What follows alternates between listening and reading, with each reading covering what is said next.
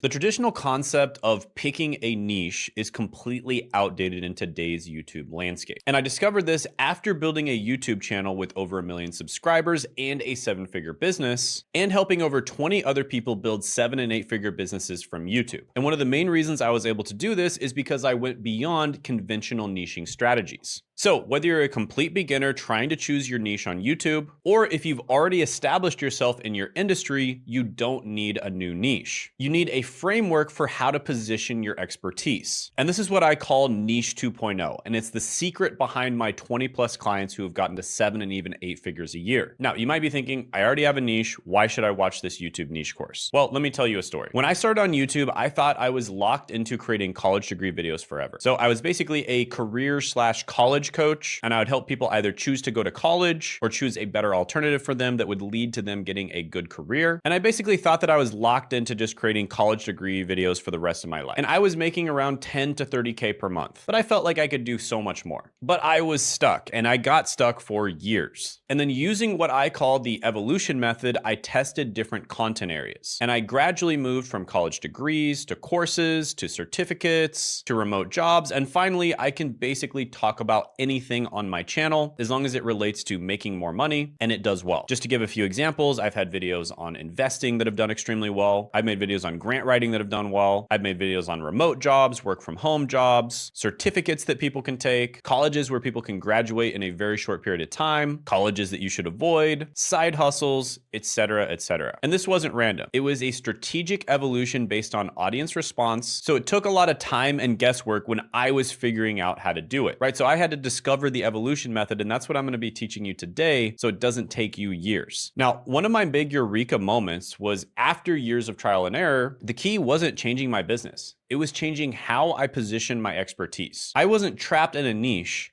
I was the niche. And this shift took me from 30K per month to over 300K per month. And it's the foundation of what I now call niche 2.0. And it didn't just work for me. I've helped 20+ businesses get to 7 and 8 figures on YouTube. For instance, Antoine went from burnout and earning $0 to making 100K per month. Davis's sales went up by 400% and he's now making over 100K per month as well. Stan already knew a lot about YouTube and he was successful, but he learned even more and he figured out how to optimize his business and now he's doing over 400K per month. Thomas already had a successful business doing 100K per month, but we figured out how to optimize his YouTube and that freed up a bunch of his time and it allowed him to scale his business to $835,000+ a month. And Troy said that I helped Course Careers become a $1 billion company and they make millions of dollars a month today. But here's what most businesses get wrong. Most business owners try one of two approaches. One, building a corporate channel where it's basically just the name of the business, or two, creating a traditional personal brand. And this is usually just your name and then you talk about whatever the niche or the topic is. And both of these are fundamentally flawed. Now let's talk about the corporate channel problem. So Meta recently tried to shift to basically being a virtual reality company, and they've lost over $45 billion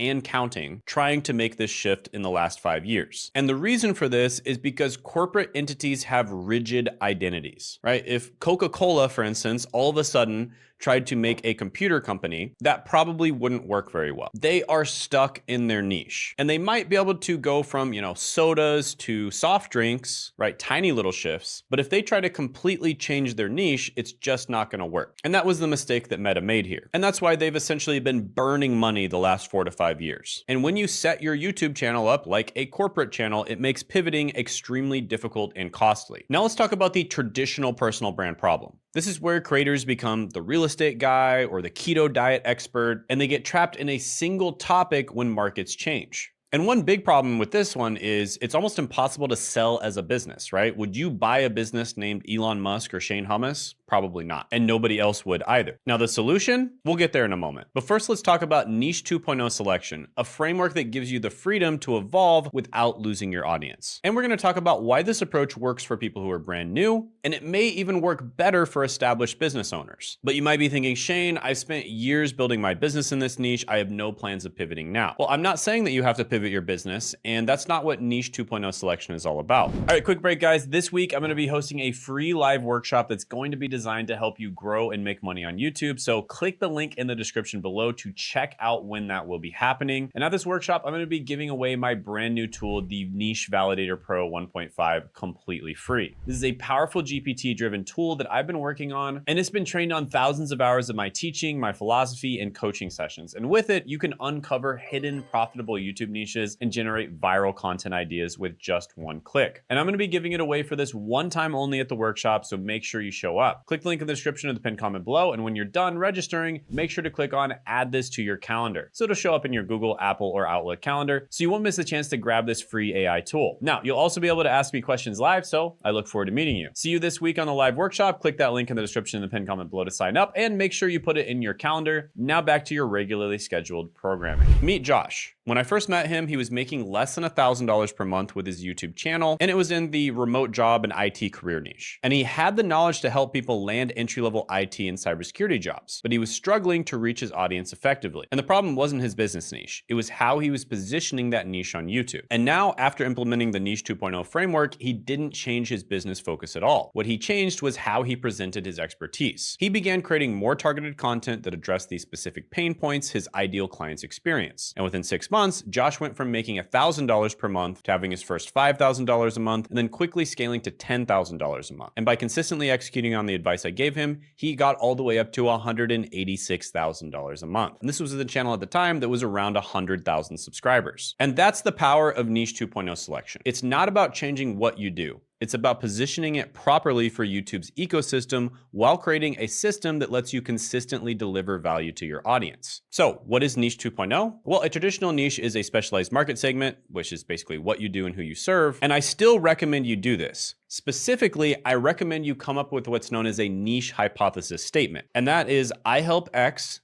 get Y while using Z, or I help X get Y with Z, or I help X get Y using Z. So an example of this from one of my clients would be, I help accountants become financial controllers with my straight line framework, right? So a financial controller is a very high level accountant that usually make over 200K per year. And it's very specific, right? It is accountants, and you're helping those accountants get a higher paying job as a financial controller. And you do it with a certain methodology. So that is a specific niche. And I do recommend starting with that, but I don't want you to get trapped here. Now, there's some very advanced training on selecting your niche hypothesis statement and basically finding hidden niches. And I'm actually going to insert that training right here. And this is going to show you a bunch of the different tools that I use to find niches, how I help clients find the right niches, how I help them pivot, how I help them understand the psychographics of the actual people that they're talking to that are within that niche, and what other topics those people are interested in. So this is some extremely advanced training, and I'm going to insert that right now, and then we'll be back to this training.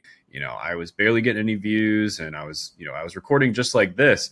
And if you notice any similarities here, this looks like kind of like Graham Stephan's setup. And there's a reason for that, is because I was kind of becoming like my own little version of Graham Stephan. So I was being a little bit of a copycat, right? A lot of the stuff he did, even the intros and stuff, I would kind of copy.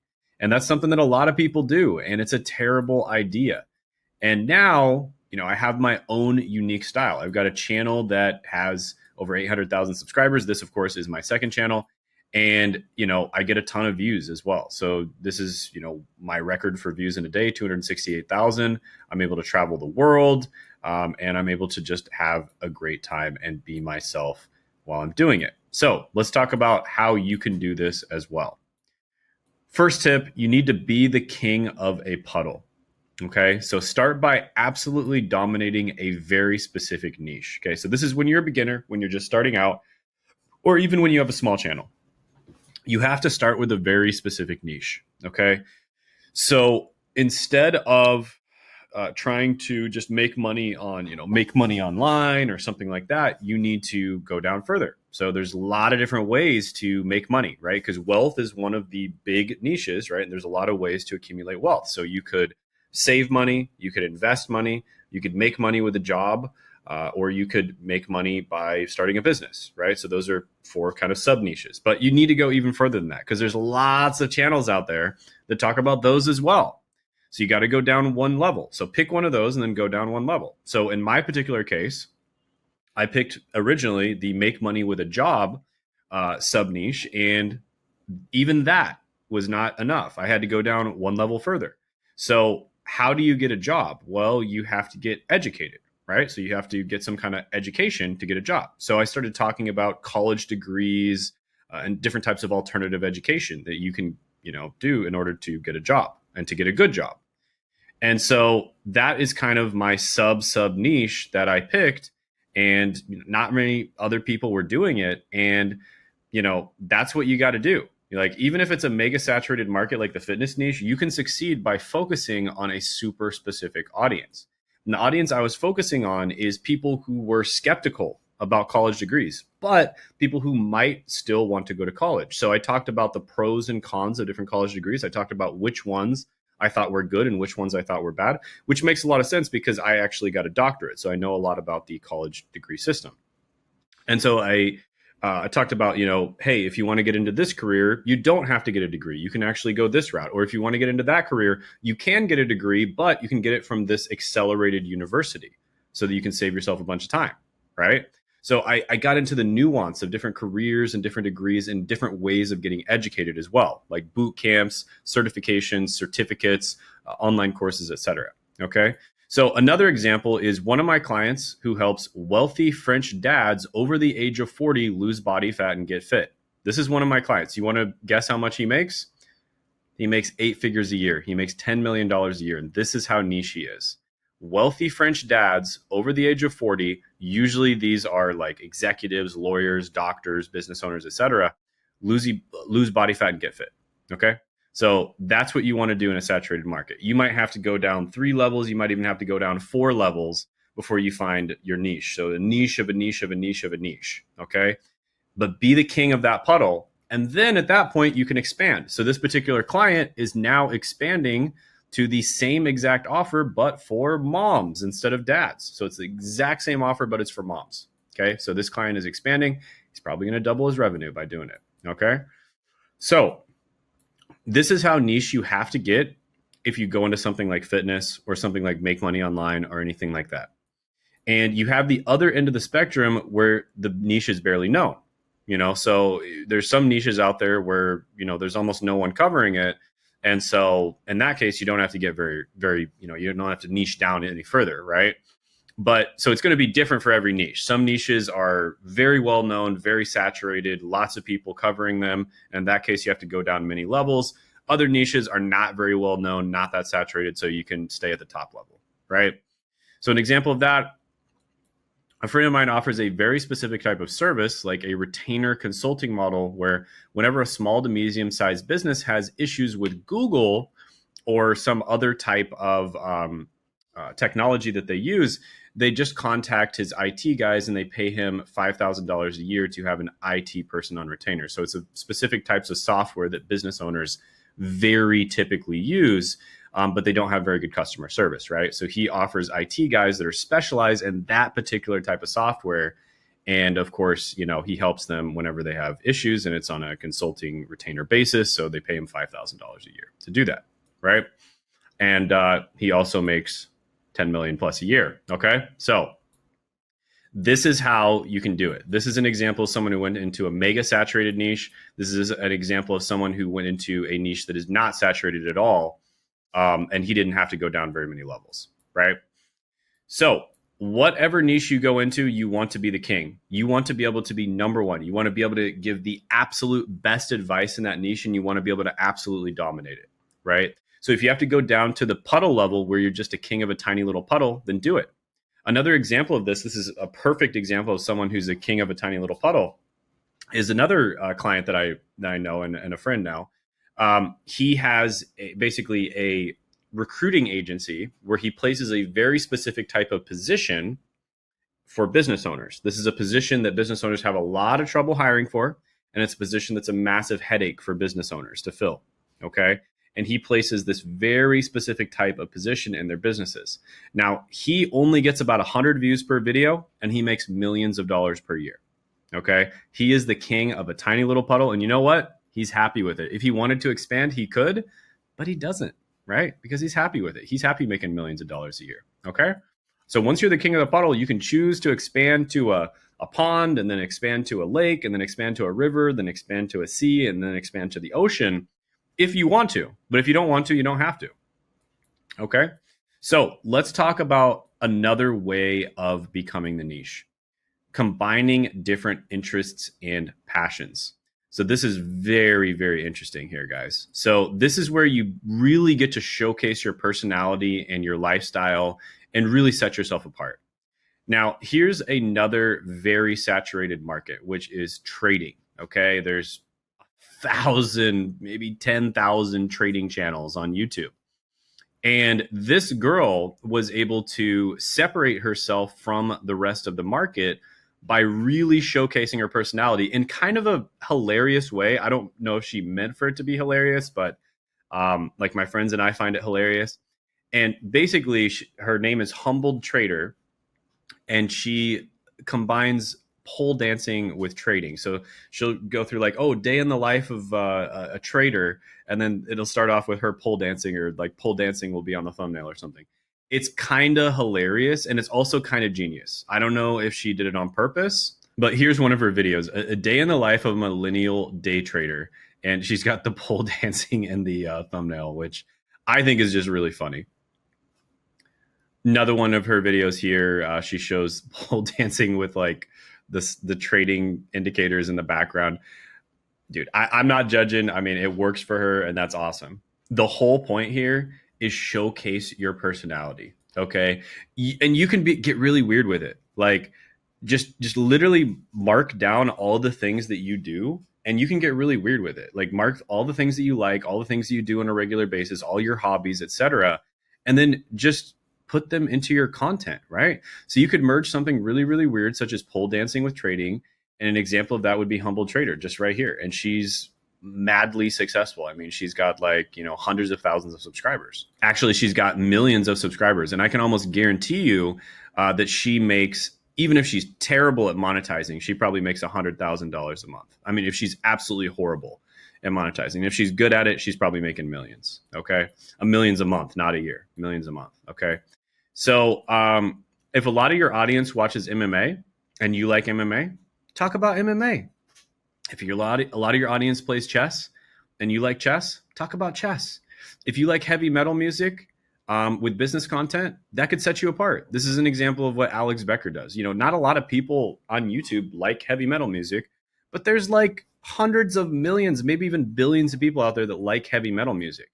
So just the fact that you like heavy metal music will make them relate to you, right? So just be yourself and just showcase the things that you already like. Alex Becker used to play a lot of heavy metal music in his old videos, and his outros were heavy metal, and he probably attracted a lot of people who also like heavy metal, right? So another example of this would be, let's say you really like reptiles, right? You really like collecting snakes or lizards or whatever. How about you start your video with like a lizard on your shoulder, or start your video holding a snake, right? It's going to attract other people who are really into herping. That's what it's called, herping. Okay. So just showcase the things that you already do and the things you already like and your hobbies in your videos, right? Just showcase them. And that's going to attract a lot of people to you because you have something in common with them, right? And then they're going to be more likely to watch you in the future. Another one is specialize in a demographic. So focus on a specific demographic. For example, financial planning for divorced women over 50 who are high achieving. Okay, so not just financial planning, but financial planning for divorced women. And not just financial planning for divorced women, but financial planning for divorced women over 50. And not just financial planning for divorced women over 50, but financial planning for divorced women over 50 who are also high achievers. Okay, so people who want to make a really good return on their investment. Okay, that is a way you can really set yourself apart, by specializing in a demographic.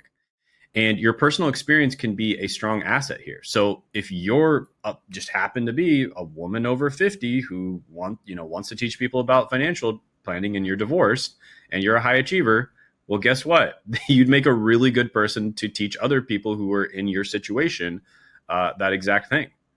So your personal experience can really be a strong asset, guys.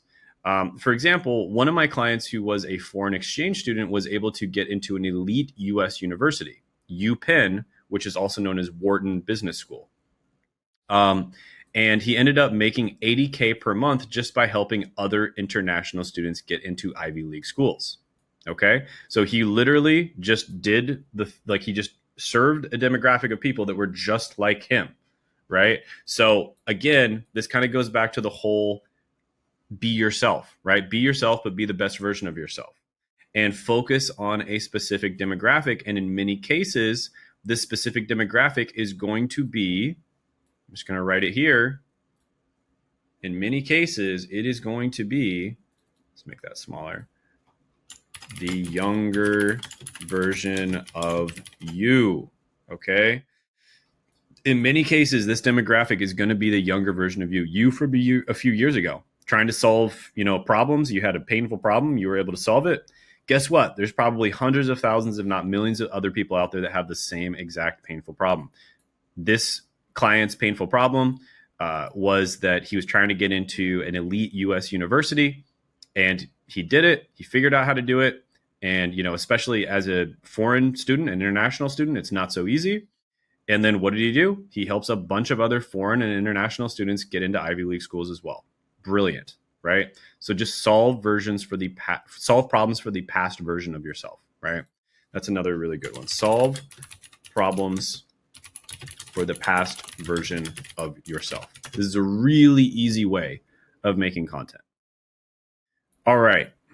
Another way you can set yourself apart, create a unique methodology or framework. For example, you can develop a proprietary system for learning languages that combines neuroscience, gamification, and cultural immersion. So, everyone has their philosophies out there for how to learn a new language, but does everyone integrate neuroscience, gamification, and cultural immersion into their framework for teaching people? Probably not, right? There's probably a bunch of people who do spaced repetition and stuff like that for learning languages, but there's not a lot of people who integrate this stuff. And people who are interested in neuroscience, gamification, and cultural immersion are probably going to vibe with this solution, right? This methodology for solving the problem. So if you can figure out some kind of proprietary or unique methodology or framework for how you do something, it can be a really good way of being your own niche. So this is, when you've got a niche, you've got a person, a very specific type of person, and then you've got a problem, obviously a very specific type of problem, and then you've got a solution for that problem. So by coming up with new versions of these are kind of like 3 different dials that you can play with in any specific niche. So the niche could be, for instance, make money online, but the person could be African American females, right? If you're an African American female watching this or an African American male watching this, there you go. That could be your niche. Or an Asian woman, right? So that could be your person. And then you could get even more niche than that. An Asian woman over 50 who wants to get in shape or who wants to, learn how to trade, right? Then you've got the problem. Okay. And this is something you can mess with as well, because all different people out there have many different problems probably related to money. Some people want to make more money. Some people want to invest their money. You can pick that problem, right? Pick the problem that they have. And then the solution, you can play with the solution as well. There's probably 100 different ways to solve the problem. And all of those different ways are going to vibe with different types of people, right? For one person, one way of solving the problem might be the best. For another person, a different way of solving the problem might be the best. All the business models, for instance, work, right? So if the problem is, let's say the problem is escape 9 to 5. Okay, escape 9 to 5, right? They hate their 9 to 5 job. The person is let's just say, I don't know, like a black male, right? Let's just say a black male. Okay. Wow. Really bad handwriting there. Black male. Problem is escaping 9 to 5. They hate their job. And there could be 100 different solutions to that, right? So, and the different solutions are going to be better for different people. Every single business model works. E-com could be really good for some people, like drop shipping, right? E-com, SMMA can be really good for some people. Now, I personally think that YouTube is the absolute best, and I'll die on that hill. I think that YouTube is the biggest opportunity. There's a reason why all the gurus use YouTube, and that's their primary platform. But yeah, that can be your solution. There could be 100 other solutions. So think of these three things as the three dials that you can turn in order to make your niche more unique, right? And then one thing you can do is get really, really specific, right? So get extremely specific. So most of the time, this is going to be something that you have solved. So basically, become the go-to expert, and you're just the absolute best at doing it. So for instance, you can become an expert in solving a very specific problem, like setting up CRM tracking in Salesforce for e-commerce companies. So this is just brute forcing the whole, going super niche thing, right?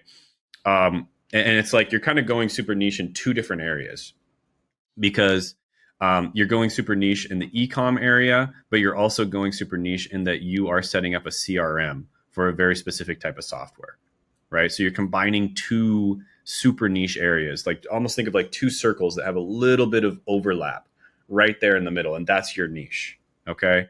And that would be solving a highly specific problem. You can even set up tracking for e-commerce companies, or set up tracking specifically for software companies, for instance, right? And that can give a ton of value. So solve a highly specific problem where, you might even, get really niche, and then you combine two different niches. So that would be like, e-com, and also using software, so using CRMs, right? And you can also offer an unconventional twist on traditional services. So provide a unique twist on a traditional service, like offering hiking therapy, okay, to get over depression. So an example of that is this actually what my sister does. My sister does equine therapy, which is, if you didn't know, this is horse therapy. So you basically get outside, you ride horses, you spend time around horses, and that can work really well for some people. It really helps alleviate some people's depression, okay? And she likes to have people ride horses, and that's her thing that helps people and gives them therapy. Or a one-person business model instead of a typical team structure, right? That's kind of what Dan Coe did, right? So he talked about doing the whole make money online thing, but he's like, you know what? You don't have to hire a team. You can do a one-person business model, because he found that was, probably something that a lot of people don't want to do, is hire a team. And he believed in doing it all on your own instead of hiring people the way that companies do. And he's absolutely crushing it. His philosophy really resonates with a lot of people. A lot of people out there do not want to hire people. And as a side note, guys, I kind of disagree with him a lot there. And, I think I can confidently disagree with him. Here's a lot of, Stripe screenshots that I had, made a lot of sales in a short period of time there. Here's, 243,000 in one day. So yeah, I think I can confidently disagree with him there. But to be fair, I do like his ideas. I do like his content, and he probably resonates with a ton of people. So that's what a lot of people out there need. It's not like there's one right answer for everything. Some people should hire a team. Some people shouldn't, right? And then you can also focus on overlooked sub niches. Okay, so instead of general topics, the three general topics are health. These are the ones that everyone always talks about: health, wealth, and relationships. Okay, these are the three general topics. But what if you don't want to focus on any of these three topics, right? What if you want to focus on overnight care for exotic pets? Okay, I guess you could say that's kind of relationships. You could maybe make that stretch. But what about teaching people how to use Excel? I don't think that really falls under wealth, does it? I mean, they're not necessarily doing it to make money. Maybe teaching people how to knit or crochet, or teaching people how to create a bunker to survive the nuclear war, right? So instead of general topics that almost everyone covers, you could specialize in a sub niche that's often overlooked. Okay, and those are all niches, by the way, that people are making a lot of money with. And then leverage cultural trends. So create a personal brand that ties a cultural trend with your niche. So an example of this would be a minimalist Michelin chef. So this is someone who creates gourmet meals using only 5 ingredients or less, like really, really good meals using less amount of ingredients. So this is something that, anyone could potentially cook because it's so few ingredients, and it's probably a lot healthier because we're all, I think, a little bit concerned about all those weird chemicals that are in our food, right? And we, a lot of them, it comes out, a few years later that they give you cancer or something. And it's like, that's not cool. I've been eating that for 15 years now. But yeah, so minimalism is a cultural trend, and cooking is a very well-established niche, right? And so cooking gourmet meals with only 5 ingredients or less, right? Minimalist cooking. And, it's like you're a minimalist chef where you try to keep things very simple and healthy without all the extra stuff that you read on the cans. Just create gourmet meals using very simple methodology, and you can offer your services in an unconventional setting or format. Okay. And another way to really set yourself apart, guys, is to adopt a unique style or time period. Now, this is really rare. Not a lot of people do this, but I have actually seen people do this and pull it off. It's super, super rare. But you could adopt like a different time period. So for example, I saw one channel that basically kind of acts like a 1950s advertising man. And that's kind of how he differentiates himself. So there's this show called Mad Men, and it's a pretty good show. I haven't quite finished it, but I have watched a couple seasons of it. And it's all about advertising, but it's in the 1950s. And this guy kind of positioned himself sort of like his image and persona is that of a 1950s advertising man. Okay. So he's an ads man. And that's just another weird way of differentiating yourself. Another channel that I know about talks about history. This isn't really the type of channel that I typically recommend, but he always dresses up like an Englishman from the 1600s. He dresses up in like historical different historical outfits. Another channel talks about history, and he dresses up in like Italian or Greek outfits, right? So this is another way you can kind of set yourself apart by dressing up, like the time periods that you're talking about. The 1950s was a renaissance time for advertising. It's where they kind of made a lot of huge leaps in advertising, and dressing up in this period when you're teaching advertising principles and marketing principles does make a lot of sense. And then discuss taboo topics. So talk about controversial or taboo subjects that others avoid, like politics, religion, etc., or just things that are culturally, you're not supposed to talk about them, to attract a highly engaged audience. So with this stuff, it really just comes down to supply and demand, right? So if most people are not willing to talk about this stuff, that means that there's going to be a lower supply than there is demand. So if you talk about it, that means that you are likely going to attract a large audience of people. And not only are you going to attract a lot of people, but they're going to have a lot of respect for you for actually talking about it. Now, you're probably also going to make the other 50% of people hate you if you do this, right? The moment you reveal your political affiliation or, talk about religion or anything like that, a lot of other people are not going to like you a lot, but the people that like you are going to really like you. Now, you've got to be careful with this, because yes, you can get shadow banned doing this. You can get shadow banned. You can get in trouble. You can get demonetized. You can get like monetization, demonetized. So you got to be really careful doing this. Make sure you understand what you can and cannot do on YouTube. A really good example of a channel that did this was Hamza.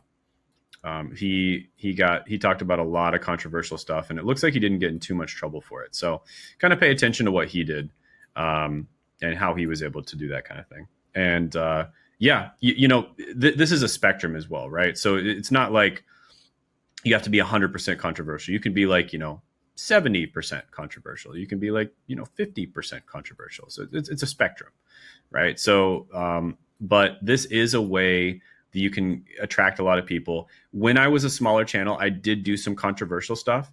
And I think that if you are going to do this, this is not legal advice, this is not accounting advice or anything like that. If you are going to do this, it's probably a good idea to do it as a smaller channel. Another example of a channel that did this was Meet Kevin. So he basically went after Grant Cardone. There was this prank that he did where he took a bunch of people dressed up as elves into Grant Cardone's office and delivered flowers to him or something like that. And he basically just made a bunch of videos just going after Grant Cardone, kind of calling him a scammer and stuff like that, right? And this initially grew his channel when he was really small. It grew his channel like crazy when he was really small. But as he grew bigger, he kind of stopped talking bad about other people, because if you get big enough, you can get sued, and that costs a lot of money. Whether you're right or wrong, you're going to have to pay the lawyers, right? And so it's not as much of a good idea to do this as you get bigger. It makes a lot more sense to do this when you're small enough that it's just not worth it for people to, punch down at you, so to speak. But again, it's not legal advice. Don't necessarily recommend doing that. It does require a lot of nuance and skill to pull this off without getting in trouble. Okay. So in summary, start with a very specific niche and become the best in that area, right? King of the puddle. As you grow, you can expand to larger niches, king of the ocean, and use a combination of skills, demographics, methodologies, and unconventional approaches to further differentiate yourself. And by solving specific problems and integrating your passions or cultural trends, you can create a unique presence in your field. And another thing I want you to pay attention to, and this kind of all ties into this, is the emotion, right? What emotions do you generate in people's minds when they watch your content? And when it comes to emotions, always remember this quote: people will forget what you said, people will forget what you did, but people will never forget how you made them feel. All right, quick break, guys. This week, I'm going to be hosting a free live workshop that's going to be designed to help you grow and make money on YouTube. So click the link in the description below to check out when that will be happening. And at this workshop, I'm going to be giving away my brand new tool, the Niche Validator Pro 1.5, completely free. This is a powerful GPT-driven tool that I've been working on, and it's been trained on thousands of hours of my teaching, my philosophy, and coaching sessions. And with it, you can uncover hidden profitable YouTube niches and generate viral content ideas with just one click. And I'm going to be giving it away for this one time only at the workshop, so make sure you show up. Click the link in the description of the pinned comment below, and when you're done registering, make sure to click on add this to your calendar, so it'll show up in your Google, Apple, or Outlook calendar, so you won't miss the chance to grab this free AI tool. Now, you'll also be able to ask me questions live, so I look forward to meeting you. See you this week on the live workshop. Click that link in the description in the pinned comment below to sign up, and make sure you put it in your calendar. Now back to your regularly scheduled programming. Let's go ahead and go over how you can just be okay in your niche, right? Because you don't want to be okay. You want to be number one in your niche. But here's how to be okay in your niche, and probably how to fail as well, if we're being realistic. The first one is to do what everyone else does. Just do it a little bit better. Probably maybe 5 to 10% of people that do this will do okay in their niche, and the other 95% will just completely fail and they'll never get any traction, right? But I can tell you one thing for sure is if you do this, you will never be number one in your niche, okay? Guaranteed. Unless you started off early and you were lucky. But if you started off early, that means you're probably not doing what everyone else is doing because you were one of the people who was clearing the way, right? Now, if you want to dominate your niche, first of all, you need a deep understanding of your niche, okay? So you have to understand why the people are even watching the videos in the first place. And one great way to do this is to just simply teach people how to overcome problems that you overcame in the past, right? So all niches stem from problems, like solving problems alleviates pain. And when you alleviate pain, you create value for people.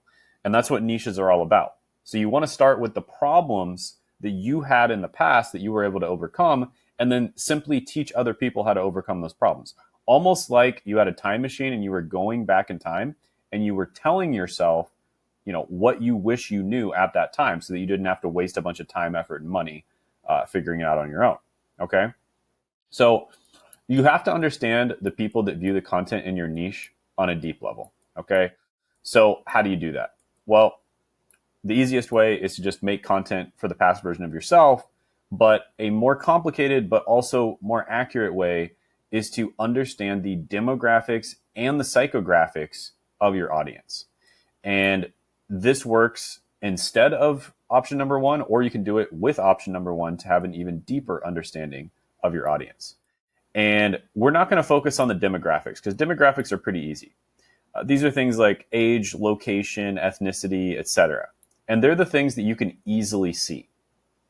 What we really want to focus on is the psychographics. And these are things that are just as true and just as valid as demographics, but you can't easily see them. Okay? So examples of psychographics would be, here's examples of demographics versus psychographics. So demographics would be single, earns 200K per year, female, lives in New York City, medical professional, 36 years old. An example of psychographics would be, they're a fan of NBA. They value family bonds. They're a good saver. They enjoy island vacations. They're a dog lover. And they like classical music. That's an example of psychographics. And if you understand psychographics, man, you're going to be an absolute marketing monster. And this is how you become number one in your niche. So let's go over this even more. Someone who is exceptionally good at understanding psychographics, I got to give him a huge shout out, is Iman Gadzhi. This guy understands the psychographics of his audience on a unbelievably deep level. So just to give you an example, he makes lots of videos on lots of random different topics. And to a newbie's eye, you might think, man, everything this guy touches turns to gold. How does he do it? Because what he sells is an SMMA course. He teaches people how to get into social media marketing agency. It's like an entry-level business model. But he only talks about that maybe 1 out of every 4 videos, something like that. Like most of his videos are either about cars or watches or books or self-development or monk mode or other types of businesses in general or buying his mom a house or something like that. Now, why does this work so well for him? The reason he's able to create such high-performing videos is because he understands his niche on a deep level. All of the people who would likely be interested in starting an SMMA are interested in nice cars, nice watches, books about self-development and productivity, books about business, books about monk mode, et cetera, et cetera. Okay? So he understands that all these people really like that on a deep level, on the inside, right? Many of them might have came from single moms, right? Their mom might have raised them on their own. And that, that can be really tough. And that's a unique life experience. And that's what happened to him. And so he talks about that a lot. He talks about buying his mom a house. That's something that deeply emotionally resonates with people. So, and obviously Iman Gadzhi has blown up and become like one of the top people in the online business niche, if not the top person, right? So let's talk about how to figure out the psychographics of your niche. First of all, watch a bunch of content in your niche to figure out like what they even talk about. Like what is the general idea that people tend to believe? Like what are the things that people generally believe in your niche? And I like to call this the collective consciousness. What is the collective consciousness of your niche? And this is a term coined by Carl Jung. It refers to the set of shared beliefs, ideas, and moral attitudes that operate as a unifying force within society, or in this case, within your niche. And related terms include milieu, which is a person's social environment, or zeitgeist, which is the defining spirit or mood of a particular period of history, shown by the ideas and beliefs of the time. Another way of saying this in video game terms is understand the meta, which is the most effective tactic available. Like what are people talking about a lot in your niche? And so another way of thinking about this is just understand the common beliefs in your niche. And then what do you do after you understand those common beliefs? Well, with the ones you disagree with, you tear them apart. Now let's talk about people who have done this incredibly successfully. Hamza, for instance, he went from being a complete nobody degenerate, basically living with his parents, not making any money, living off government welfare, to completely overtaking everyone in the self-improvement niche. He literally was getting like 5 times more views than anyone else, maybe even 10 times more views than anyone else in the self-improvement niche. And he was brand new. He started off with a brand new channel. He was like 5-6 years behind those other channels, maybe even longer. How did he do this? Because he understood the common advice that was being given out by the thought leaders in the self-improvement niche before him. He pinpointed the weaknesses in the generic advice given out by creators like Better Ideas, Ali Abdaal, and Matt D'Avella. And he tore that advice apart while providing his audience with an alternative. And he also kind of understood the psychographics and the general vibe of most of those channels, because most of those channels were kind of saying the same thing, and they also had kind of, generally speaking, the same vibe as well. And he had a completely different vibe. So when he tore apart that advice, he appealed to younger audiences using their memetics and sense of humor, which was something no one else in the niche was doing. Just to give an example, he used a lot of memes, right? He used a lot of memes that describe the current society, like, the neckbeard meme, the dorky guys who are neckbeards and have, aren't doing anything with their life, and yet they think like they can give everyone advice about their life, even though they're, super unhealthy. They just don't even have a life. They're not making any money. They basically have nothing going for them, and yet they think they can tell everyone else what to do on Reddit, right? Well, Hamza kind of made fun of them. And instead, he talked about Adonis, being an Adonis, which is, a freaking amazing guy who's like works out, makes a ton of money, gets all the girls. Like he has everything going for him, right? So Hamza was polarizing. He didn't care about being politically correct. And he actually seemed like someone young men could see themselves looking up to. Whereas a lot of these other guys who were giving, self-development advice, if you kind of looked at them, no offense to them, but they didn't really seem like someone that you'd want to be, right? Like if you're looking at Better Ideas channel, do you want to be like that guy? Probably not. Matt D'Avella, same thing. Do you want to be like Matt D'Avella? Probably not, right? But Hamza, with his lifestyle, the way he was living, you'd look at him and you'd be like, yeah, I would want to live that kind of lifestyle, right? And that was his secret. He completely tore apart everyone else in his niche. He did the opposite of everyone else. When everyone else was zigging, right? When everyone else is zigging, especially in a competitive niche, you want to zag. And when everyone else is zagging, especially in a competitive niche, you want to zig, right? That's exactly what he did. Now, let's talk about the expert secrets method, because this is where he got it from, I'm pretty sure. And if not, this explains exactly what he just intuitively knew, which is being anti-establishment is a way to set yourself apart. Think about it. Why would you buy a high-ticket product from someone if they're teaching the same thing that everyone else is teaching? Like, it's a commodity. If you're teaching the same exact stuff, the same exact way as everyone else, then you're just commoditizing yourself. Like, why would they buy your thing for $1,000 when they could just get that same information from someone else for $50 or $100 in the same exact way? Why would they watch your video when you're not an established creator when they could watch a video from an established creator who has lots of social proof, right?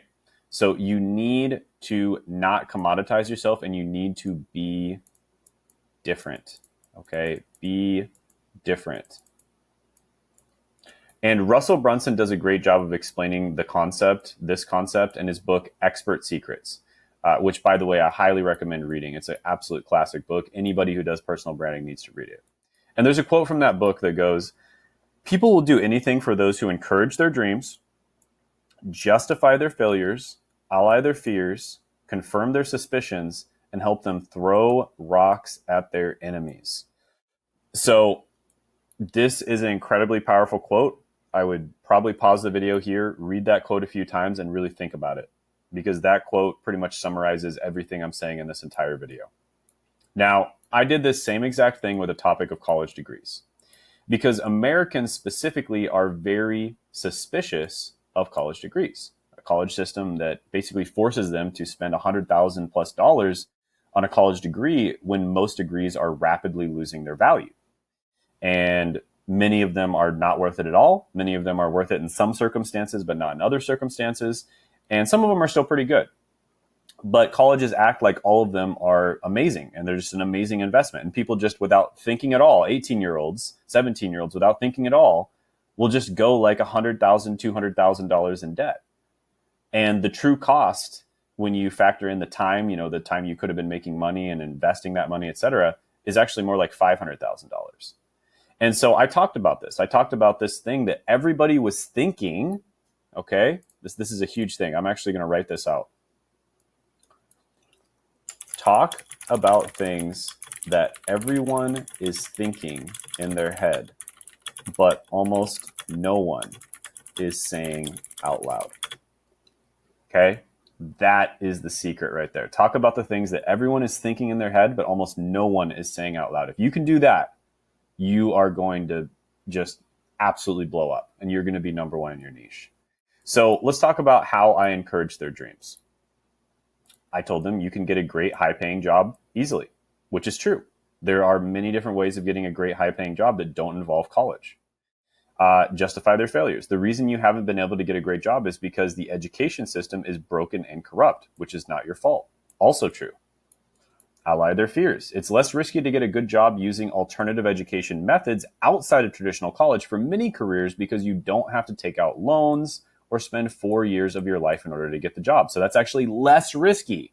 And that's the opposite of what everyone else is saying. Like everyone else says, oh, not going to college is risky. Don't risk it, you know?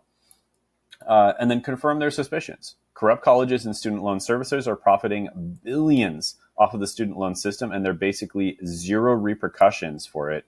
So it's only going to get worse, which is, again, true. And throw rocks at their enemies. Traditional colleges don't want you to know that there are alternatives to college that are much less risky, much faster, less expensive, and will result in you making much more money throughout your lifetime.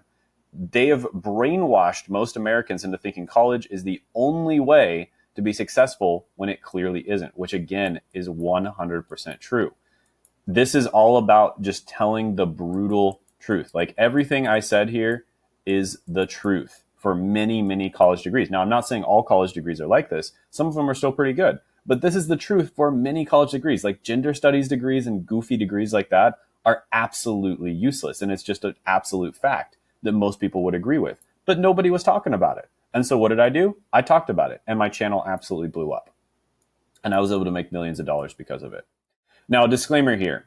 One thing I should mention is what I said above is 100% true, and I 100% believe it.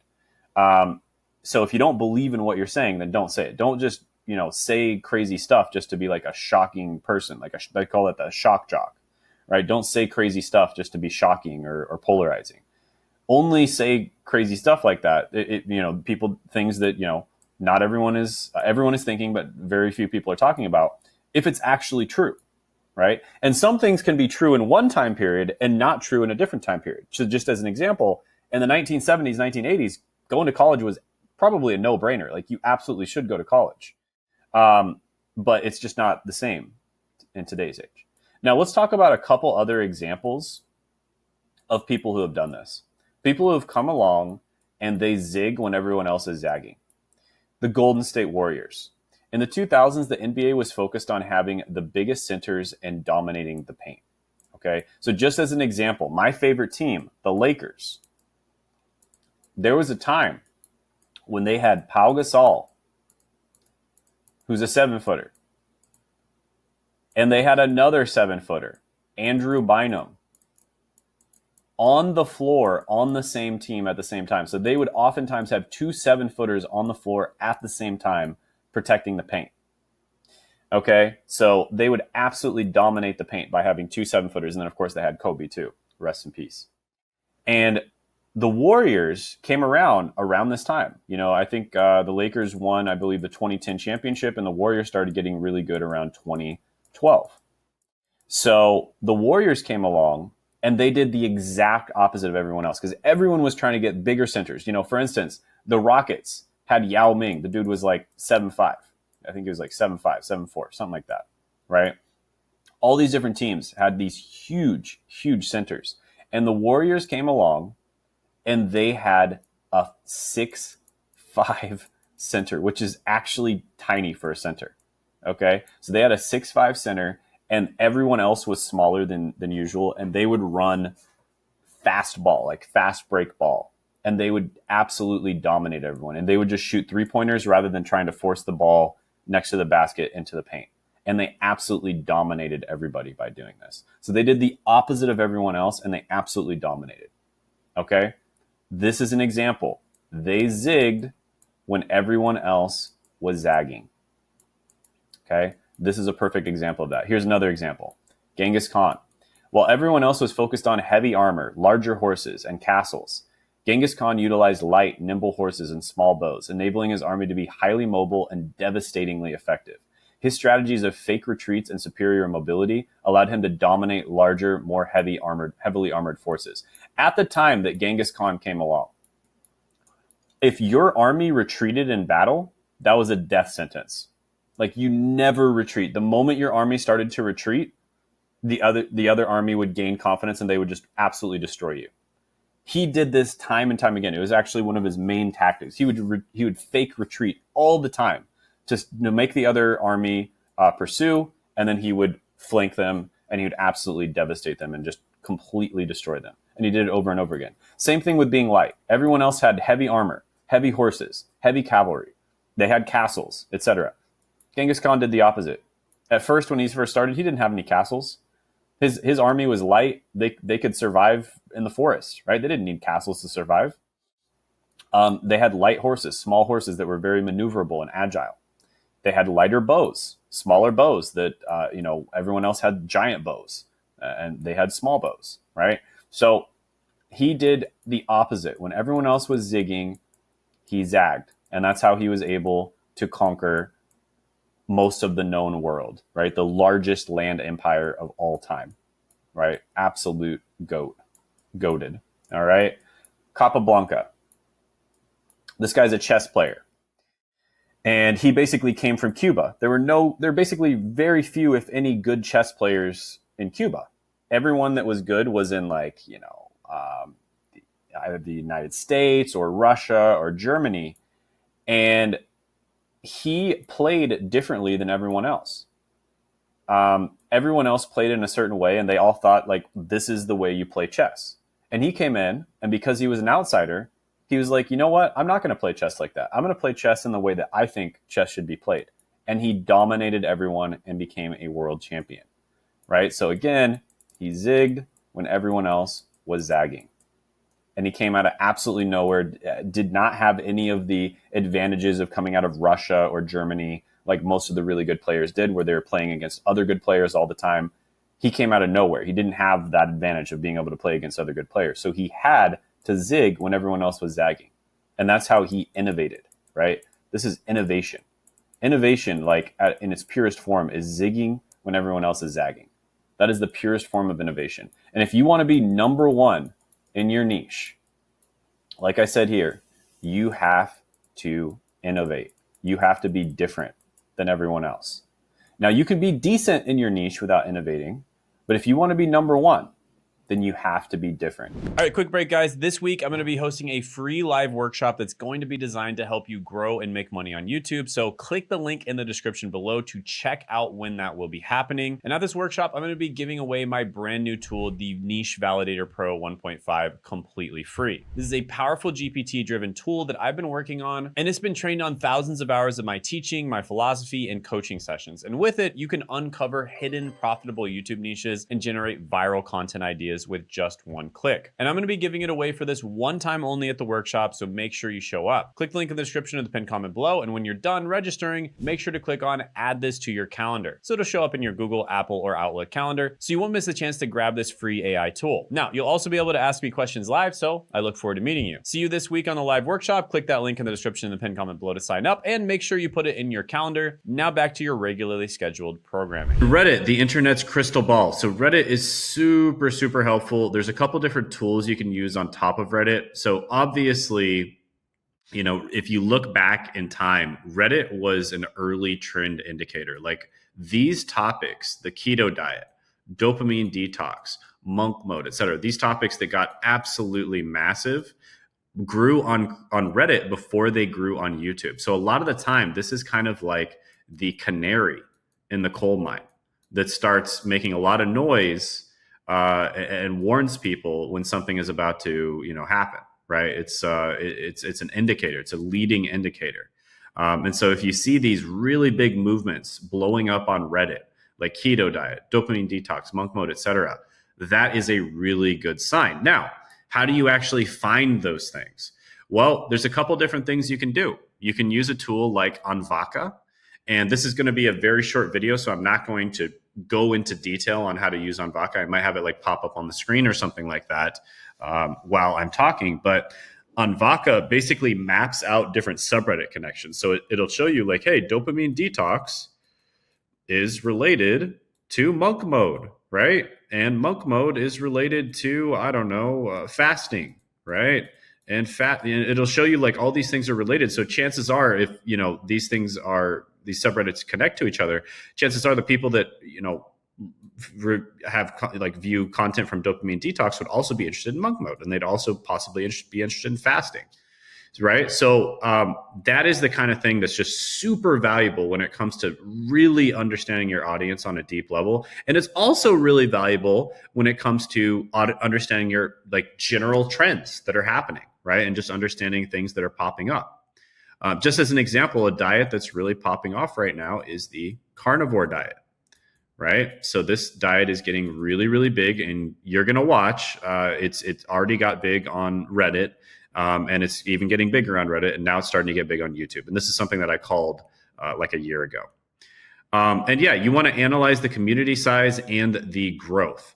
So the really easy way to do that is to use a tool like GigaBrain. There's a couple different tools like this. There's Gummy Search, there's GigaBrain. There's a few different ones that you can use to analyze community size and growth. And GigaBrain is basically AI-powered Reddit insights, and it'll kind of show you which keywords are doing well, which subreddits are doing well, what are the sentiments of it?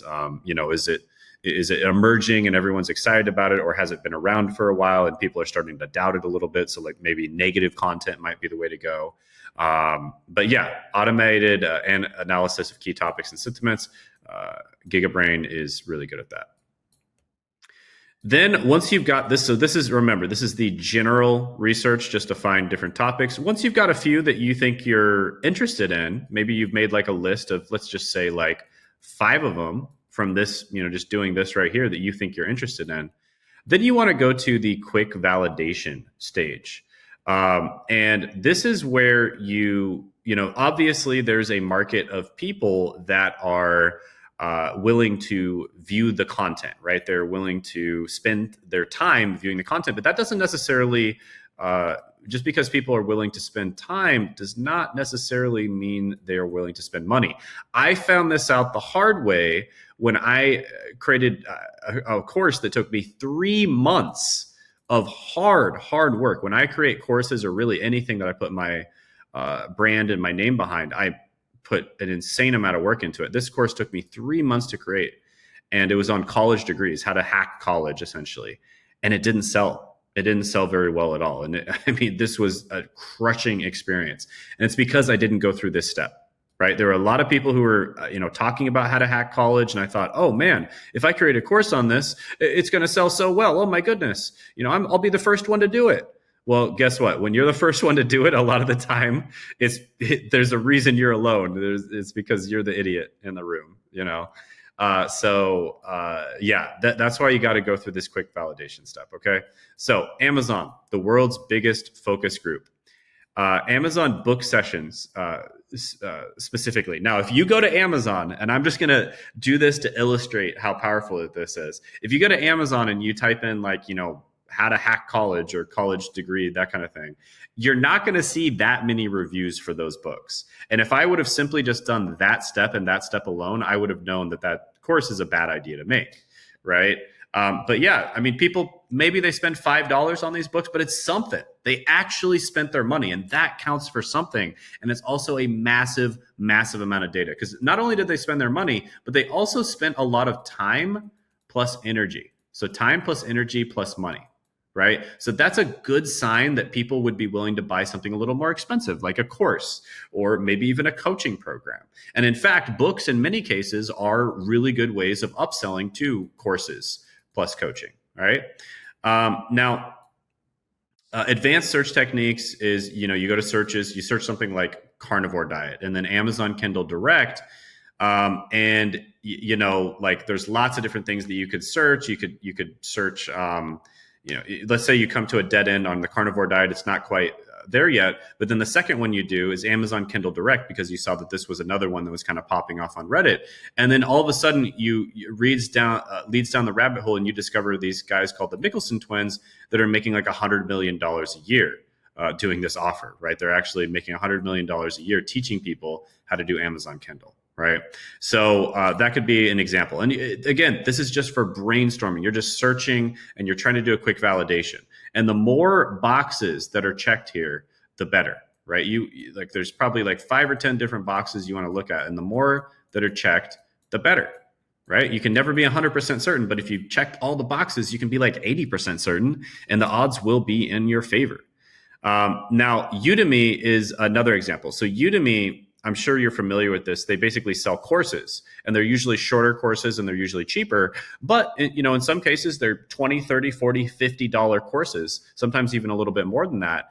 And if you see that a ton of people have reviewed them, general rule of thumb is if you see 5,000 reviews, that means probably 10 times the amount of people, like 50,000 people actually bought the course, right? So the same thing with the books. If you see 5,000 reviews, that means like 50,000 people bought the course, right?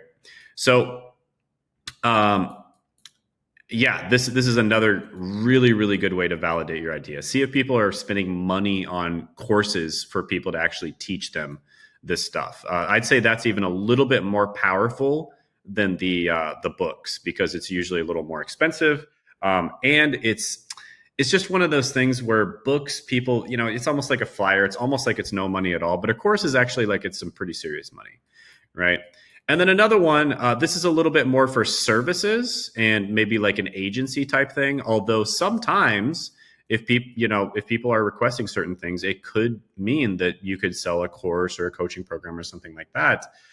It's really good to see people's pain points, right? Because if people are paying for a service for something, that means that it is a pain point, it is an annoyance, and it's something that they want to get out of the way. And so you could potentially teach people how to do a course on it. Maybe now or maybe at some point in the future. So Fiverr, Upwork is really good. Fiverr, if you see, again, somebody who has 5,000 reviews on a listing, that's a really good sign, because that means probably like 50,000 people bought it. Upwork, if you see somebody who's made like $1 million with their consultation service or whatever their service is, that's a really good sign, because again, people are willing to spend a bunch of money, especially if they're charging like lots and lots of money per hour. And yeah, it's just a really good sign. Then you've got Meta. And this is really good because it has this thing called the ad library. Okay, so the ads library for Meta. And this is a great place that you can do a lot of research on stuff. And if you type in something like, Amazon Kindle Direct or something, you are going to see a ton of ads on there. And when you see a ton of ads, especially ads that have been running for a while, with pretty much 100% certainty that they are spending a significant amount of money on those ads. And they wouldn't be spending this money if they weren't making money, right? They wouldn't be spending a ton of money if they weren't making even more money, right? So that tells you that this is something where there is absolutely demand for the product, right? So again, absolute no-brainer. Definitely check out the Meta Ads library too. And here's an example, guys. So, carnivore diet here, you can see lots and lots of, this is starting to emerge now. And you can see like 4,000 ratings. That means that 50,000 people probably bought this book at $10. That's $500,000 from a freaking book. 500K from a book, guys. And then I guarantee you this guy has some ways of monetizing on the back end, right? So you can see like there's some serious amount of people that are starting to emerge. And I guarantee you, check back in a year. If you're watching this a year from now, check back. This is going to be way higher. It's going to be way higher, right? And then you've got monkey minded, right? So, or money minded. No, I'm the one that's monkey minded. Unlock your potential with our exclusive ebooks. So it looks like it's just selling 100 website business ideas. So it looks like it's selling like a generalist way of making money. Let's see, start an online business or grow your income. Our ebooks provide all the tips and tricks you need to succeed, from $10,000 online strategies to business ideas you can start today. This bundle is designed for entrepreneurs and go-getters like you, right? So you see something like this. This is kind of a little bit more of a generalist one. That can be a good sign. So this is in the Google Ads library. And then Google Trends, this is always good to check. And what I really like here is to see the direction like that something is heading, right? So right now you see that keto, if you were to check the Google Trends, keto is going down a bit. You know, it's not as popular as it used to be.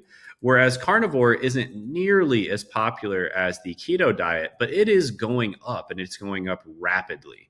So this isn't so much to check the total amounts, but it's to check what direction that it's headed in. That's the thing that's most valuable about Google Trends. And of course, you want to attach yourself if you're going to, start a channel, start a course, start a business. You want to attach yourself to a growing trend. You don't want to attach yourself to a shrinking market. That's no good. And then Glimpse is a great way to put numbers on trends. It's really good. It's a Chrome extension, and it shows you the search volume data for Google Trends. Okay, so it's really cool that you're able to do that, because Google Trends will just tell you if something is growing from like 1 to 100, but it won't actually give you the exact search volume data. Whereas Glimpse, it is it's not exact because it's guesstimating, but at least it gives you something that's probably much closer than its 1 to the 100 comparison.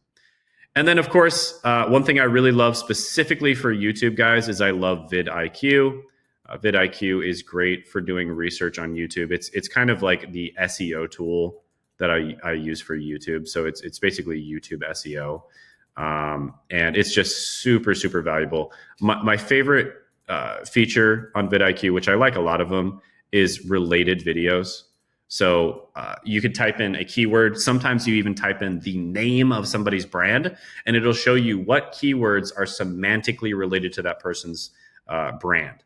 AKA, if somebody is watching, this person's brand, or they're looking up stuff related to this keyword, they're also going to be interested in these other things. And it'll give you a list of those other things, which is super, super valuable. I can't tell you how many times I have utilized that feature, and it's been absolute gold for myself and my clients. vidIQ is amazing.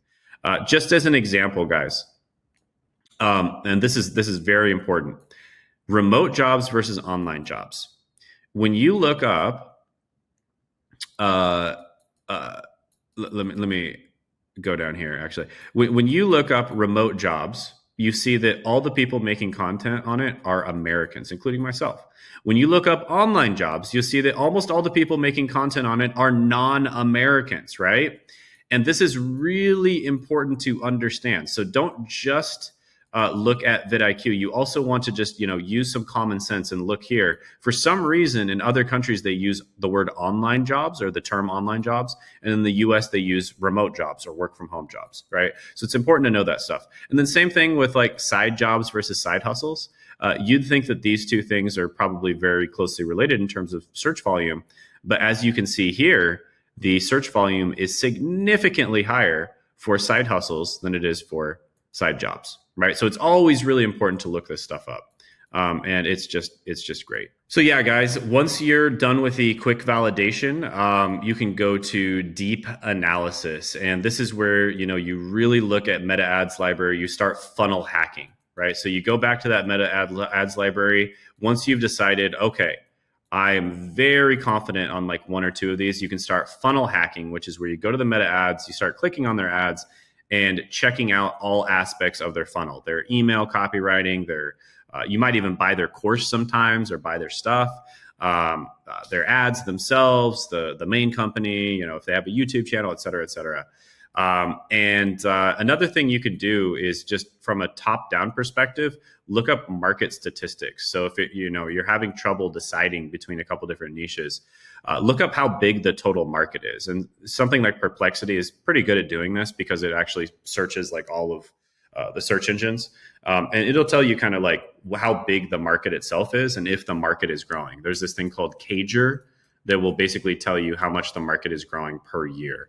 And so you probably want to go for the one that's either the bigger market or the market that's growing the fastest if you're stuck between two different niches. All right, quick break, guys. This week, I'm going to be hosting a free live workshop that's going to be designed to help you grow and make money on YouTube. So click the link in the description below to check out when that will be happening. And at this workshop, I'm going to be giving away my brand new tool, the Niche Validator Pro 1.5, completely free. This is a powerful GPT-driven tool that I've been working on, and it's been trained on thousands of hours of my teaching, my philosophy, and coaching sessions. And with it, you can uncover hidden profitable YouTube niches and generate viral content ideas with just one click. And I'm going to be giving it away for this one time only at the workshop, so make sure you show up. Click the link in the description of the pinned comment below, and when you're done registering, make sure to click on add this to your calendar. So it'll show up in your Google, Apple, or Outlook calendar, so you won't miss the chance to grab this free AI tool. Now, you'll also be able to ask me questions live, so I look forward to meeting you. See you this week on the live workshop. Click that link in the description in the pinned comment below to sign up, and make sure you put it in your calendar. Now back to your regularly scheduled programming. All right, so back to the training now. And that's why I recommend Niche 2.0, which basically means that you are the niche. This means you have the freedom to evolve topics while maintaining your audience. And you make content in such a way where people follow you, not just your topic. Now, one example of this is Charlie Morgan.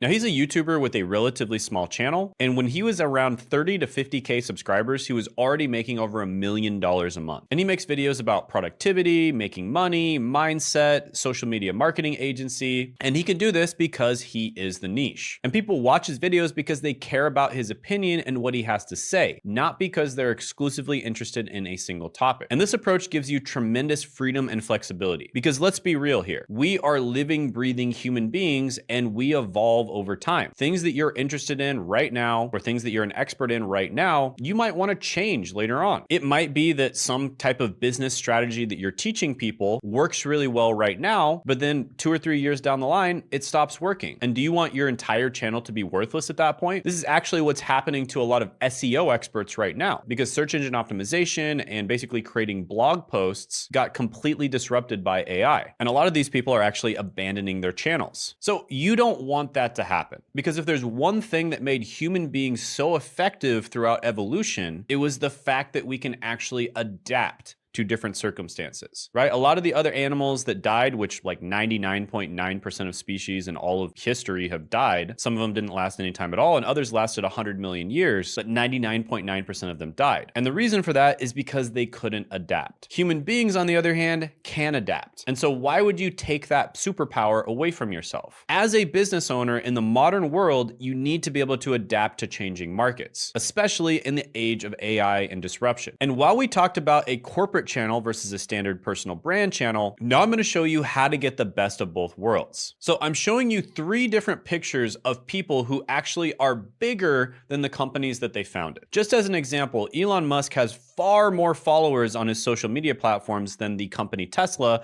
which is one of the most popular companies in the world. And the same thing goes with Steve Jobs as well as Bill Gates. Now, the problem with corporate is people are social. They want to relate, know, like, and trust other people. It's hardwired into our DNA. We are literally social animals, and people don't want to relate or buy from soulless, faceless entities anymore. And the most successful business owners, and really just personal brands throughout all of human history, have always been charismatic leaders. And these are the people who start the biggest companies, they're the people who start movements, and they're the people who rise to the top. But the problem with a personal brand is, one, it can't be sold. So unlike a business, you can't sell your personal brand as it's tied to you as an individual. Plus, with the ways that most people make their personal brand, plus they have limited pivoting ability and identity constraints. An example of this would be Mark Zuckerberg. He didn't really have a strong personal brand. And so when he tried to pivot Meta to being a virtual reality company, it didn't work. And now he's basically been going on a podcast tour and kind of trying to reinvent himself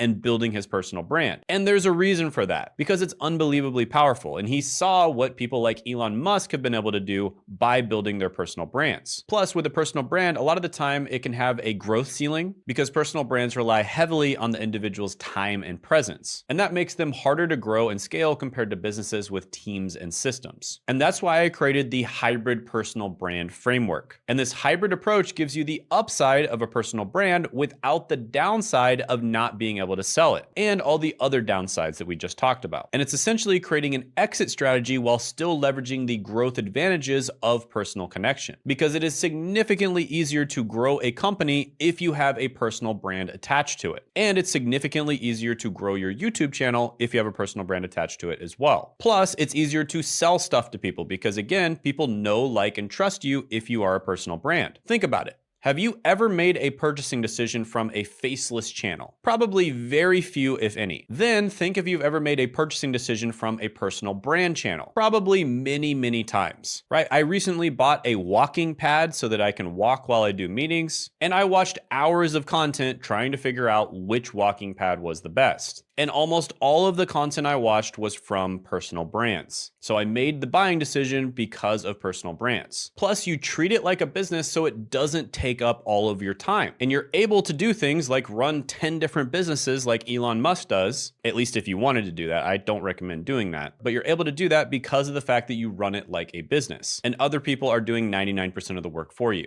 And think of a hybrid personal brand this way. You are the golden goose. You are the personal brand. And the companies that you create are the goose's golden eggs. Those are the things that you can sell later on. So just as an example, here are all the companies that Elon Musk either created or purchased. And many of these companies grew 10 times faster because they were connected to his personal brand. And many of these companies he's already sold, or at least sold his stake in them. And if he wants to someday, he can sell his stake in many of the other ones too. And it's because he set things up with the hybrid personal brand methodology. He is the golden goose. This is how he's been able to become the richest man in the world. And his hybrid personal brand is the golden goose, but he lays golden eggs that he can sell, or he can just sell parts of the companies in order to fund his other endeavors. And this is the same exact way that you should do things on YouTube. And one thing I'll say here is a lot of these companies have absolutely nothing to do with each other. SpaceX is about going to Mars. PayPal is about efficient money transfer. SolarCity is obviously about solar power. Tesla is about electric cars. Zip2 is kind of like an early version of Google Maps. X.com or Twitter.com is for efficient human communication. Hyperloop is a transportation technology. Neuralink is honestly a little bit creepy, but it's about basically integrating computers and software with the human brain. And it is actually amazing for people who are paralyzed, for instance. You know, there's been people that are paralyzed that have been able to play chess online, for instance. The Boring Company is about boring holes underground for more efficient travel. And OpenAI is obviously about AI. And that's not even all of his companies. So Elon Musk isn't just the AI guy or the SpaceX guy or the Tesla guy. He has a hybrid personal brand. He is a growing, changing human being who can launch different companies from his personal brand, right? He's the golden goose and the companies are the golden eggs. And hybrid personal brands are both specific and non-specific at the same time. You can pick a niche, and I recommend that you pick a niche when you first start, and then later you can expand and jump to another niche, or you can become nicheless as your channel and your personal brand grows. And you can actually start a bunch of different companies. And there's very little downside to creating a hybrid personal brand, and there's a ton of upside, right? So you're not stuck in one niche. So SEO, for instance, if it stops becoming viable, you can very easily pivot to something else. So you're probably thinking, how do I apply this with my brand or business? Well, first of all, you should be yourself, but you should be the best version of yourself. And there's 8 what I like to call personality dials that make you unique. Now, the first one is your channel name and branding. So you can use your real name, of course. You could also use your first name and then something else. For instance, one of my clients is called Felix and Friends. You could also use your first name, and then your last name could be a pseudonym or a nickname. For instance, my name is actually Shane Hummuson, but my personal brand name is Shane Hummus. You could also just completely use a pseudonym. Just as an example of that, one of the biggest finance YouTubers is Tom Nash. That's not his real name. He wants to remain anonymous. Now, another thing you can do, and I recommend being very careful with this, but it can be an effective strategy, is have your name and then put your niche in the channel name as well. Just as an example, Marco Whiteboard Finance. He's got his first name, Marco, and then he talks about whiteboard finance. Now, if you do this, you need to be very careful, right? You don't want to get too specific because, again, you're going to be making that same mistake of not being able to pivot. And I do think that YouTube limits the amount of times that you can change your name. Second is positioning. Now, there's basically 3 main types of positioning, and then there's a 4th type that I recommend. You can position yourself as a learner, an enthusiast, and an expert. Now, I'm going to use chess as the example here because I like playing chess. I've got some chess pieces in the background here. An example of a learner is Cameron. She basically started a channel where she was first learning how to play chess, and she documented her journey of getting to a pretty good level. 2000. Now at this point, she's probably higher than a learner, but the way she first positioned herself was as a learner. And this can be really refreshing because, let's be honest, most people in the world in any given subject are learners, right? They're beginners. And if you're a 3 out of 10 in any given skill, you can teach a 1 out of 10 how to get to 3 out of 10. In fact, in many cases, 3 out of 10s are better at teaching 1 out of 10s than 10 out of 10s would be. Because someone who's a super grandmaster, like the guy on the right, Daniel Naroditsky, was a beginner when he was like 4 years old. So it's been so long since he's been a beginner that it would be hard for him to even relate. And it would be hard for other people to relate to him. Then you can also position yourself as an enthusiast. So this is somebody who's pretty good, but they're not world class. So an example of this would be Gotham Chess. So he's probably like a 7 out of 10, right? He's not a grandmaster, he's not a professional chess player, but he is quite good. He's a very high level amateur. And so an enthusiast, let's say they're a 7 out of 10, they can teach a 3 out of 10 how to get to 7 out of 10. And they can also teach a 1 out of 10 how to get to 7 out of 10 as well. Now, to be honest with you, positioning yourself as an enthusiast can be a huge advantage because a lot of people try to position themselves as experts, in many cases when they actually aren't experts. And not only can that be a little bit cringe, but it's also unrelatable. So even if you are an expert, like let's just say you're a super grandmaster, the concepts that you talk about are so above the average person who plays chess that they're probably not going to be able to learn much from that. And oftentimes enthusiasts are actually significantly better at teaching newbies and intermediates than experts are. Then the third type is the expert. Now, the example here is Daniel Naroditsky. Now, in his case, he's actually quite good at teaching, and he's definitely a 10 out of 10. He's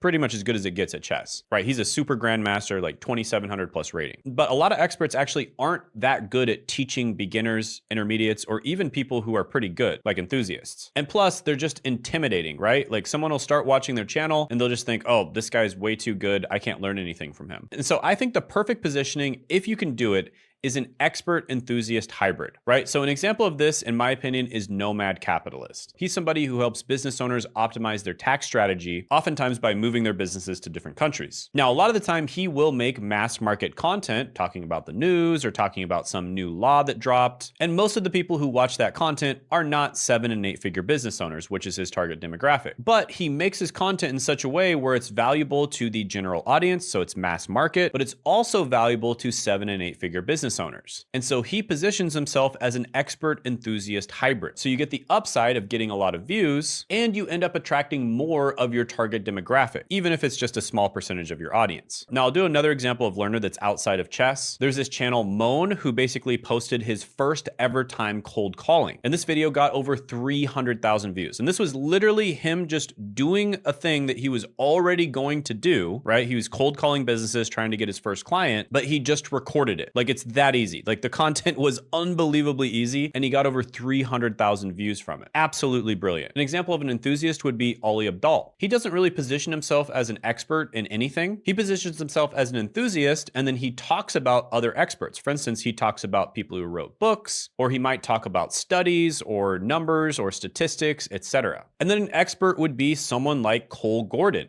who with all of his businesses at one point was making over $10 million a month. But he talks about really high level stuff that almost only business owners would care about.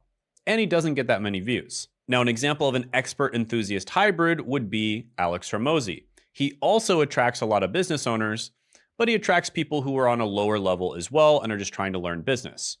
So he makes his content in such a way where it's attractive to a mass market audience, but it also attracts the right people that he wants to attract in order to sell his products and services to.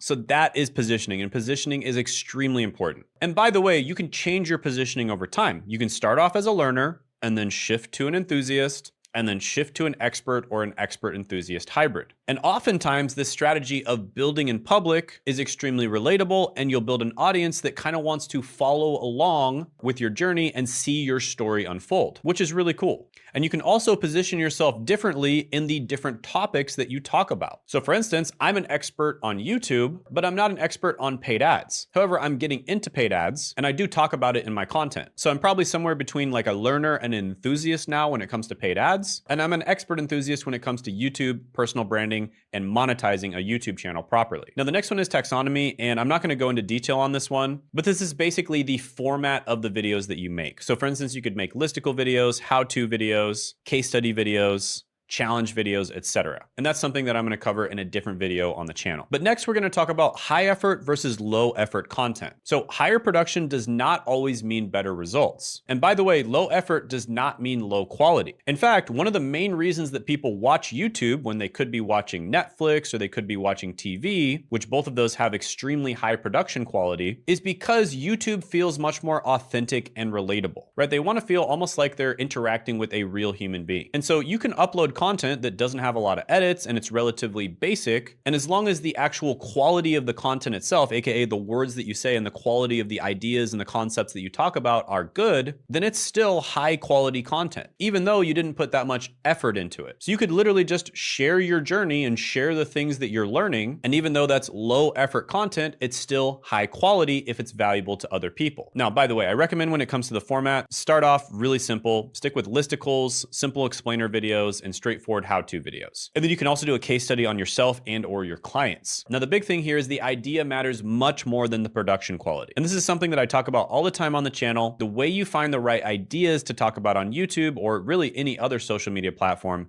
is with the icon method. So check that out if you haven't already. And the whole purpose here is to keep your content to the point where you don't have to put a tremendous amount of effort into it so that you can test more ideas faster to find what works. Then when you find what works, you can increase your content quality or the production quality of your content, aka you can edit more, you can put more time into the video, and you can basically optimize it. Next, let's talk about passion versus practicality. And this is something that's going to be different for everyone. So this really just comes down to your values and what you want to get out of life. If you really want to take this seriously and treat it like a business, you need to hyper focus on what your viewers and customers want. And if you want this to be more of a lifestyle business, then you want to hyper focus on what you want. But realistically speaking, almost everyone is going to lie somewhere in between these two spectrums. And my best advice for finding the perfect balance is what's known as ikigai. And this is the Japanese secret to a long and happy life. Now, ikigai gets a little more complicated than this,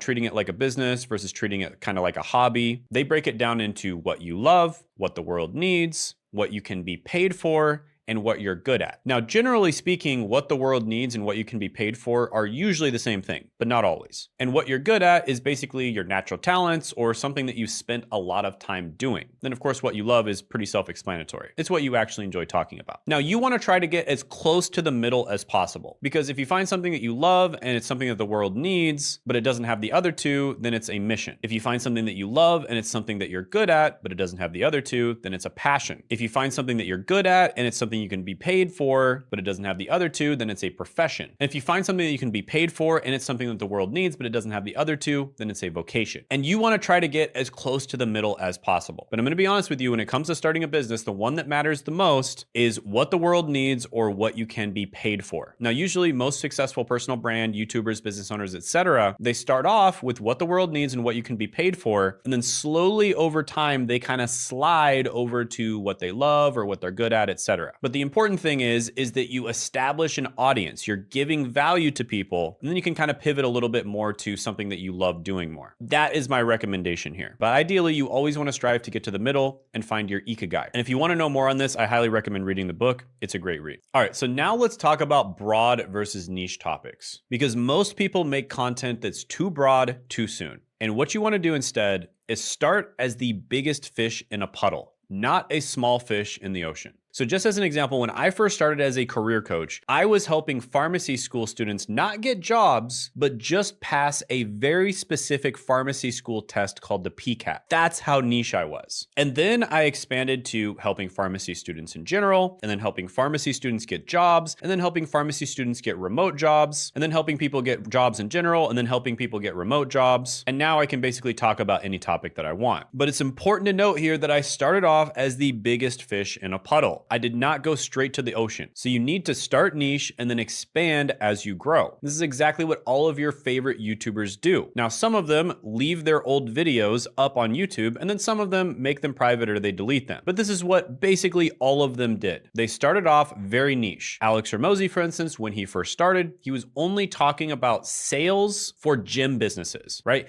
Getting sales as a gym business. And then he expanded to everything for gym businesses. And then he expanded to sales for brick and and mortar businesses, and then he expanded to sales in general, and then he added on marketing, and then he basically talks about everything for businesses, and he even started talking about dieting and like how to get cheap protein and stuff like that, right? So you see my point. Now he's a big fish, or really he's like a whale that's in the ocean, but he started off as the biggest fish in a puddle, and then he expanded. So the evolution path here is be the biggest fish in a puddle, conquer that puddle, then be the biggest fish in a pond, then be the biggest fish in a pool, then a lake, then a river, then an ocean. Now, I am gonna talk about this in other videos, but while you're doing all of this, make sure to tell your story. Make sure to showcase your personality, because that is what is going to get people to see you as a human being and see you as a friend, so that when you change topics, they will follow you to the new topics. Now, a really good analogy for this is, let's just pretend that you met somebody at a photography class, right? And the type of photography class it was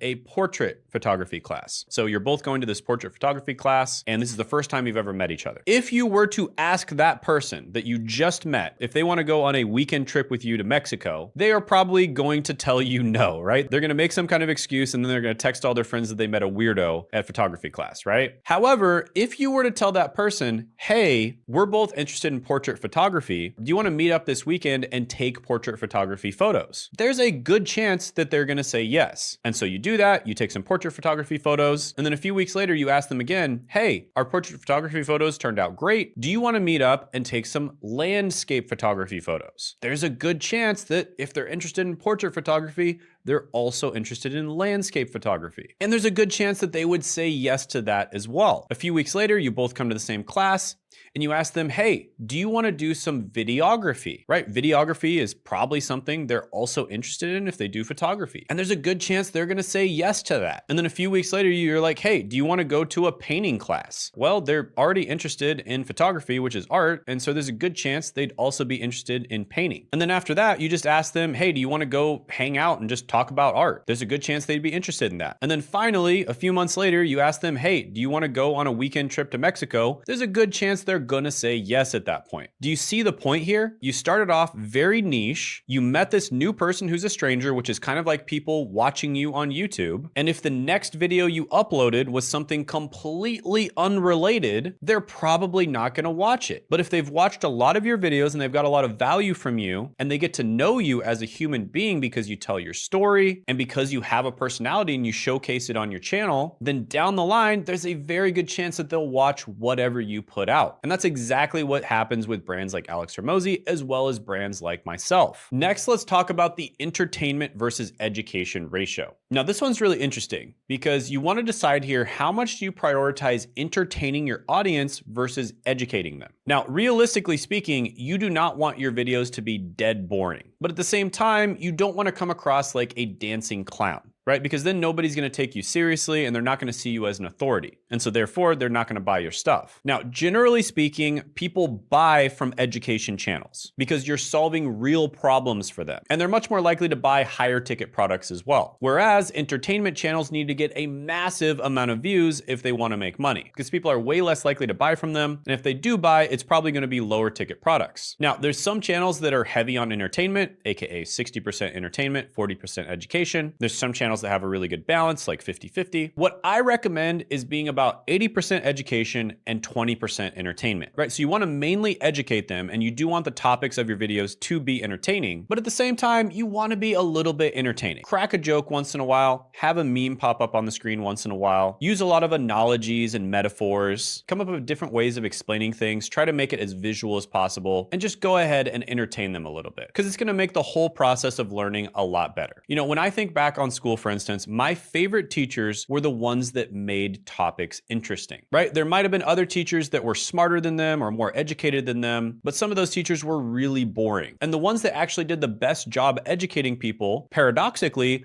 were the ones that actually entertained them a little bit. But of course, you can take this too far to the point where it's pretty much all entertainment, and then people are just gonna see you as a dancing clown and they're not gonna take you seriously. So this is a fine balance, and I recommend 80% education and 20% entertainment. Now let's talk about controversial controversial versus family friendly. And this dial determines how spicy your content is. Now, you might have noticed that some of the biggest personal brands in the world, like Elon Musk, talk about some pretty spicy topics. And there is a reason for that, because people love drama, drama, drama, right? Spicy topics get people's attention. Now, this is another one where it really depends on your niche and it depends on your personality, but highly controversial content basically challenges the status quo. Usually you're gonna have very polarizing opinions. Mildly controversial content basically presents alternative viewpoints, but you keep it very professional and you try not to offend anybody. Then you've got kind of neutral content, and then you've got really family-friendly content, which is safe for all ages. Now, there's this really good book called Expert Secrets, and in this book, Russell Brunson basically recommends that you're at least a little bit controversial. Because the truth is, nobody is going to buy from you if you're selling them general milquetoast status quo information. They can look that information up on YouTube for free. They can even look it up on, AI now. And the truth is, the status quo information is almost never the best information out there. Even in the most mature markets like fitness or finance, we find out all the time that the status quo was wrong. And in many cases, the status quo actually changes, especially in markets like finance, where things are changing all the time. And so controversial content where you have some polarizing opinions, you do challenge the status quo, and you do present alternative viewpoints, makes it much easier to get views. And it makes it much easier for people to see you as an authority, an expert, and someone that they would actually buy stuff from. Now, I do think some people take this too far. In fact, if you take it too far, you might end up getting banned. So you need to be very careful with this. An example of that would be Andrew Tate. Basically, all of his opinions were highly, highly controversial, and he did it on purpose. He was actually kind of doing it to troll people. But at the same time, if your content is too milquetoast and family friendly, why would people watch you when they could just Google that information or just look it up with AI or just watch anyone else's video? So some of the most popular videos on my channel, for instance, would be videos like the most useless degrees. And this was a bit of a controversial video. And you can see in the comments section that a lot of people were arguing about it. But the truth is, controversy sells. People love drama, drama, drama. This is why you constantly see drama on the news. And this is why the most popular TV shows in the world have a lot of drama and controversy. But you can take it too far. So my recommendation is 20 to 40% controversial and 60 to 80% family friendly. Now, an example of a channel that does this really well is Graham Stephan. So I'd say he's maybe 10 to 20% controversial and 80 to 90% family friendly. So his thumbnails and his titles in some cases are controversial. They talk about the market flipping or the housing market going down or the Fed raising interest rates, et cetera, et cetera. So he hooks people with something a little bit controversial, a little bit clickbaity, but then his actual content is extremely family friendly. So again, everyone's going to be a little bit different here. And I do recommend having strong opinions, but how you present those opinions is going to change your controversial to family friendly ratio. So for me, myself, I would say I'm probably about 20% controversial and 80% family friendly, somewhere around there. Sometimes I'll vary a little bit. I might be like, 40% controversial and 60% family friendly. And that's where I recommend staying so that you stay safe. You have zero chance of getting banned and you're not going to get shadow banned or anything like that. But at the same time, people know that you actually have a spine, right? You're not just someone who's gonna agree with everyone and you have strong opinions. Because an expert, almost by definition, is going to disagree with the status quo. That's why they're an expert, because they know more than the average person, AKA they know more than someone who just knows about the status quo. All right, so now let's talk about testing your niche 2.0. Now, first of all, let me just remind you, with a hybrid personal brand, you are the niche. Now, let me tell you about my experiences with my YouTube channel. I tested crypto, investing, college degree, careers,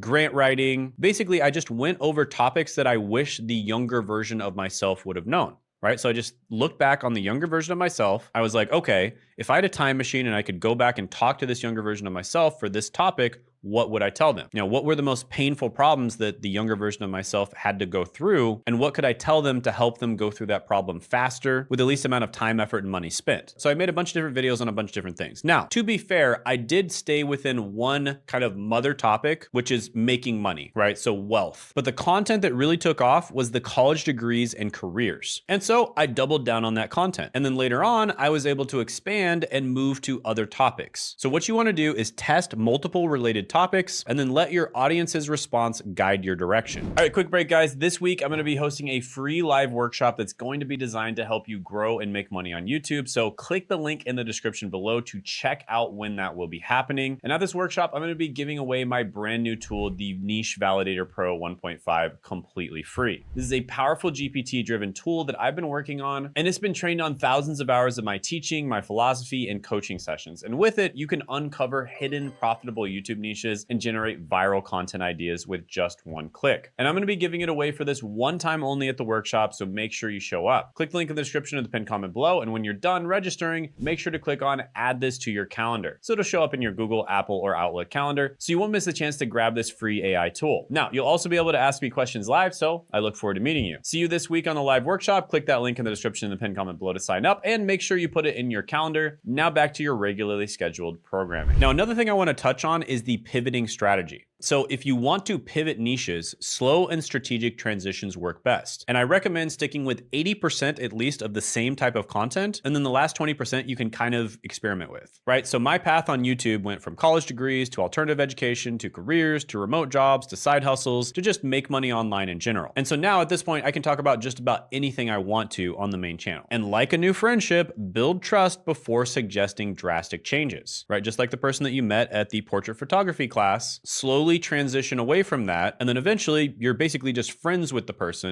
and then you can talk about anything and they're going to be interested in it because they care about you as a human being. So at this point, I could probably make a video on like study strategies or networking or even health on my main channel, and a lot of people would be interested in watching it. Now, for established businesses, pay special attention to positioning, context taxonomy, aka the formats that work for your audience, educational versus entertaining content, and then controversy level appropriateness of your business. And then track leads and sales, not just views. And this is something, again, that we're gonna get into in other trainings. Now, the businesses that will dominate your industry in the next 3 to 5 years are already building their YouTube presence and their personal brand, right? Anything that Elon Musk touches turns to gold. Anything that Peter Thiel touches turns to gold. Anything that Alex Hormozi is touching is also turning to gold. And there's a reason for this, because they've built up their personal brand. And by implementing Niche 2.0 selection, you can now level the playing field. You can position your existing expertise to reach 10 times more potential clients. You can build a sustainable YouTube channel that actually generates qualified leads. You can create multiple revenue streams beyond just your core business. For instance, you could recommend affiliate products and you can make, tens of thousands of dollars a month passively just from having those in your description. You can also develop flexibility to pivot when market conditions change, and you can build valuable assets that can eventually be sold. And the best approach combines what you're good at, what you enjoy, and what the market needs. And remember that you are the niche. The rest is just strategy. And also check out this video we made right here on how we helped Sean go from 30K per month